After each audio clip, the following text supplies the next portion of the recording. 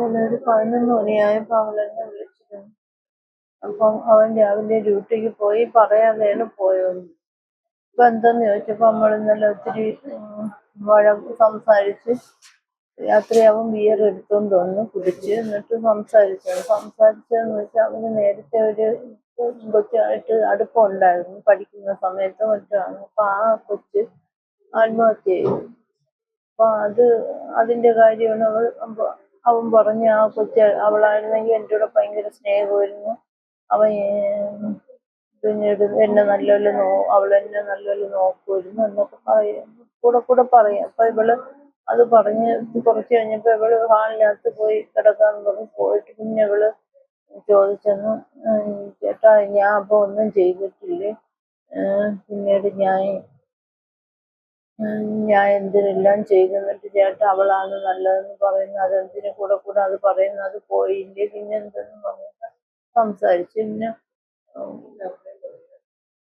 അവന്റെ അമ്മയൊക്കെ പറയുമായിരുന്നു അത് നല്ല കതിര് പോലെ ഇരുന്ന പെണ്ണാണെന്ന് ചെന്നപ്പോഴേക്ക് പറയുമായിരുന്നു. പിന്നെ വേറെ ഒരു ഇതുണ്ടായിരുന്നു അവന്, അതും ആ ഫോട്ടോ പെണ്ണുവിനായിട്ടിരിക്കുന്ന ഫോട്ടോ പിന്നീട് അവന്റെ മൊബൈലിൽ കിടന്ന് കണ്ടായിരുന്നു. അപ്പൊ അത് അവള് നേരത്തെ ചോദ്യം ചെയ്തു.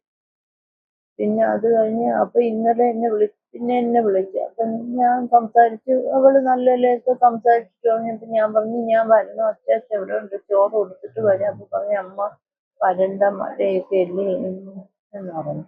അപ്പൊ ഞാൻ പറഞ്ഞു നോക്കട്ടെ, എനിക്കിവിടെ ഒരു കൊച്ചിനെ കാണാൻ പോണം, എല്ലാവരും പോണം, ഒരെവിടെയും പോണമെന്ന് വിചാരിച്ചപ്പോ പറഞ്ഞു അമ്മ പോകുന്നു. ചേട്ടൻ എന്തായാലും വരെയൊന്നുമില്ല, ഇന്നിനി 9 മണിയായേ വരും, എന്നെ വിളിക്കുകയില്ല, ഇതുവരെ എന്നെ വിളിച്ചില്ല. ഞാൻ അവനെ വിളിച്ചു. അവള് വിളിച്ചെന്ന് പറഞ്ഞു. അവൾ 2-3 പ്രാവശ്യം വിളിച്ചപ്പോ എടുത്തില്ല. പിന്നെ എടുത്തു. അവൻ ഫോൺ കോളിലായിരുന്നു. എടുത്തിട്ട് പിന്നെ എന്തെന്ന് വെച്ചാ പിന്നെ അവള് പിന്നെ എടുത്തിട്ട് പിന്നെ അവൾ അവിടെ വർക്ക് ചെയ്യുന്ന ഒരു പെണ്ണിനെ വിളിച്ചു. ചേട്ടൻ അവിടെ ഉണ്ടാകുന്നപ്പോ പറഞ്ഞ് അവിടെ ഇത്ര നേരം ഫോൺ കോളിലായിരുന്നു, ഇപ്പൊ അങ്ങ് പുറത്തോട്ട് ഇറങ്ങിയെന്ന് പറഞ്ഞു. അപ്പൊ ഇതും അവൾ എൻ്റെ അടുത്ത് പറഞ്ഞു. അപ്പൊ ഞാൻ പറഞ്ഞു നീ സമാധാനമായിട്ട് ഇരി എന്നൊക്കെ പറഞ്ഞു പോവാന്ന് പറഞ്ഞു. അങ്ങനെ ഒരുപാട് കാര്യങ്ങൾ പറഞ്ഞപ്പോഴത്തേക്ക് അവൾ അങ്ങ് ഓക്കെ ആയി. അങ്ങനെ ഞാൻ എന്നിട്ട് അമ്മ ഞാത്ത് കിടക്കട്ടെ, എനിക്ക് ഉറക്കം വരുന്നെന്ന് പറഞ്ഞു. ഞാൻ വല്ലതും കഴിച്ചാന്ന് ചോദിച്ചപ്പം എന്തോ എടുത്ത് കഴിച്ചെന്ന് പിന്നെ അവൾ പറഞ്ഞു, പഴം എന്തോ കഴിച്ചത്. അങ്ങനെ അത് കഴിഞ്ഞ് കിടക്കട്ടെ എന്ന് പറഞ്ഞെങ്കിൽ ഞാൻ പിന്നെ 2-3 പ്രാവശ്യം വിളിച്ചിട്ട് പിന്നെ ഞാൻ അവനെയും വിളിച്ചു. ഡേ നീ എന്തൊരു പ്രശ്നം നിങ്ങൾ തമ്മിലുള്ള നിങ്ങൾക്ക് പറഞ്ഞു തീർത്തപ്പോഴും നീ മിണ്ടാതെ പോയെന്ന് പറഞ്ഞു. അത് അവള് രാവിലെ എഴുതിച്ചില്ല, അവൾ ഇന്നലെ എന്നെ ഉറക്കിയില്ല എന്ന് ചോദിച്ചപ്പോ ഞാൻ ചോദിച്ചു ഉറക്കിയില്ലെന്ന് എന്തേലെന്ന് ചോദിച്ചു. അത് അവള് 3 മണിയേരെ ഉണർന്ന് എൻ്റെ കണ്ണിൽ തന്നെ തുറിച്ച് നോക്കിക്കൊണ്ടിരുന്നു, അതുകൊണ്ട് എനിക്ക് ഉറക്കാൻ പറ്റിയില്ല, അവള് രാവിലെ കിടന്നുറങ്ങണം, ഞാൻ അങ്ങനെ പോകുന്നുണ്ട്. അപ്പൊ ഞാൻ സംസാരിച്ചപ്പോ ഞാൻ പറഞ്ഞു നീ ഡ്യൂട്ടിയിലല്ലേ, പിന്നെ ശരിയെന്ന് ഞാൻ സംസാരിച്ചിനി ഭക്ഷണമാക്കണ്ടെന്ന് വിചാരിച്ചു. അപ്പൊ അവൻ പറഞ്ഞു അല്ല ഞാൻ ഇപ്പം ഡ്യൂട്ടി അല്ല പറഞ്ഞു എന്ന് പറഞ്ഞു. ഞാൻ പറഞ്ഞു ഇനിയിപ്പം വേണ്ട,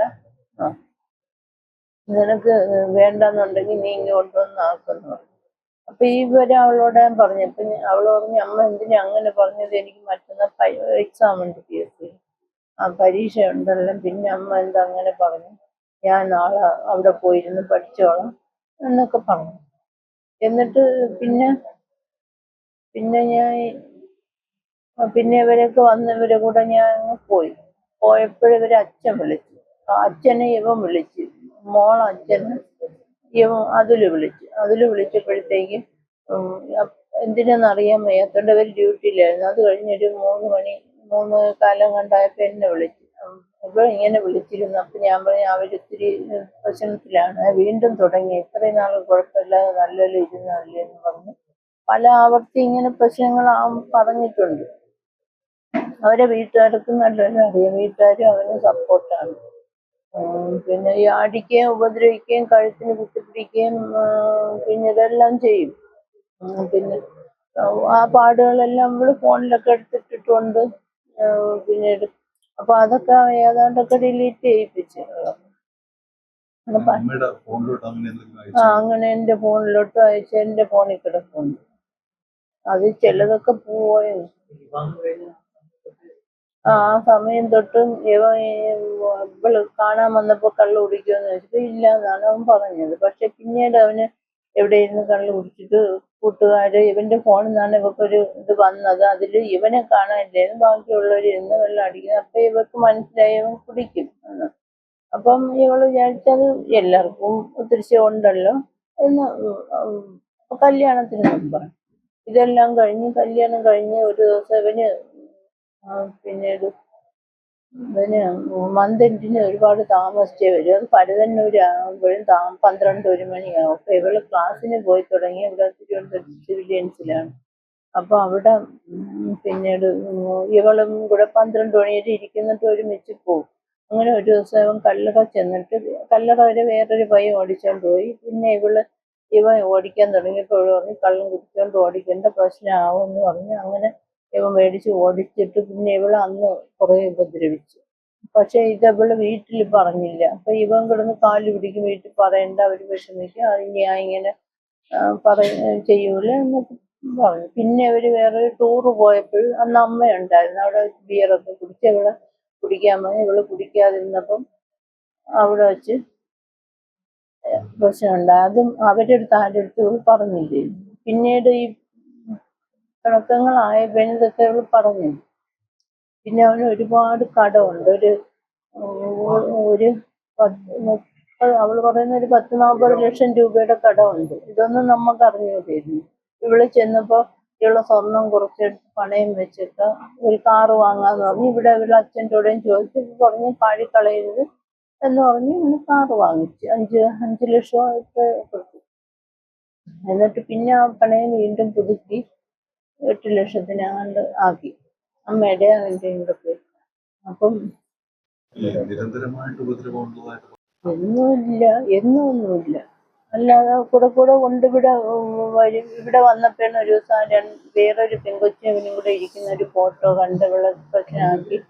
അപ്പോൾ പിന്നെ അന്ന് തന്നെ അങ്ങ് പോയിട്ട് പിന്നെ ഒത്തിരി പ്രശ്നമായിരുന്നു. അവളതിന് കരയും പറയുകയൊക്കെ ചെയ്തു. വീട്ടുകാരോട് പറയുമ്പോൾ ഞാൻ അവരെ വീട്ടിൽ മൂത്തമ്മയോടെ പറഞ്ഞു ഇവളെ വിളിച്ചിരുത്തി അവളെ വിഷമങ്ങൾ നിങ്ങൾ കേൾക്കാം. അപ്പോൾ അവർ പറഞ്ഞു അവർക്കൊന്നും അറിഞ്ഞു. പക്ഷെ അവരെല്ലാം അത് അറിഞ്ഞതായിരുന്നു. ആ മൂത്തമ്മയുടെ മോനൊക്കെ ഇവന് മെസ്സേജുകൾ അങ്ങനെ ചെയ്യണം ഇങ്ങനെ ചെയ്യണമെന്നും പറഞ്ഞിട്ട് മെസ്സേജുകളൊക്കെ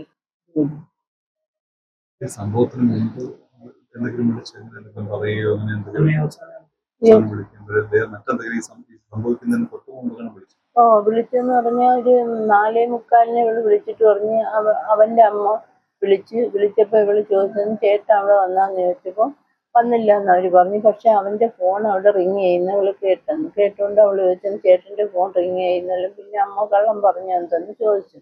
എന്നിട്ട് അവള് ഫോൺ അങ്ങ് കട്ട് ചെയ്തിട്ട് എന്നെ വിളിച്ചിട്ട് പറഞ്ഞു അമ്മ ഇങ്ങനെ അവിടുത്തെ അമ്മ ഇങ്ങനെ പറഞ്ഞു എന്ന് പറഞ്ഞു. അപ്പൊ ഞാൻ പറഞ്ഞു ഞാൻ ഇങ്ങനെ ഈ പെങ്കൊച്ചിനെ കാണാൻ പോയിട്ട് ഞാൻ വീട്ടിൽ വന്ന് വിളിക്കാം. അപ്പൊ എന്നിട്ട് 1 മണിക്കൂറായപ്പോൾ ഞാൻ ഇവിടെ വന്നിട്ട് വിളിച്ചപ്പോഴും പിന്നെ അവള് ഫോൺ എടുക്കാത്തത്.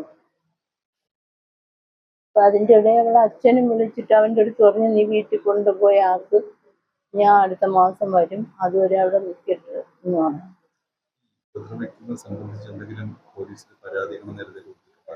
ഇല്ല, അങ്ങനെയൊന്നും കൊടുത്തിട്ടില്ല. കാരണം പിന്നെ അവര് പറഞ്ഞത് അങ്ങ് നേരെയാക്കും. ഒരു ദിവസം ഇതെനിക്ക് ഇപ്പം വാടകയ്ക്ക് താമസിക്കുകയാണ് തിരുവനന്തപുരത്ത്. ഇവർക്ക് പോയി വരാൻ വലിയ ബുദ്ധിമുട്ടായതുകൊണ്ട് അവിടെ, അല്ലാതെ വേറെ പ്രശ്നങ്ങളുണ്ടോ അല്ല വീടെടുത്തത്.